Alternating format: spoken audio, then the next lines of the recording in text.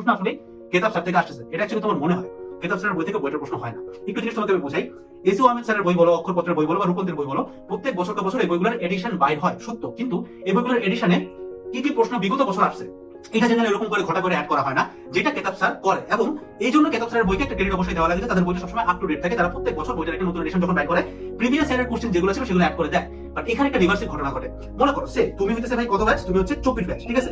তো 24 ব্যাচ হিসেবে তুমি দেখতেছো যে কেতাব স্যারের বইতে 23 সালে বইয়ের সবগুলো প্রশ্ন আছে, মানে তুমি দেখতেছো যে কেতাব স্যারের বইয়ের ম্যাথগুলোর পাশে বইয়ের 23 সিকিউর 23 এরকম লেখা আছে। তো তোমার কাছে স্বাভাবিকভাবে তোমার মনে হচ্ছে তার মানে 23 সালের বইটার কোশ্চেনটা কেতাব স্যারের বই থেকে হইছে।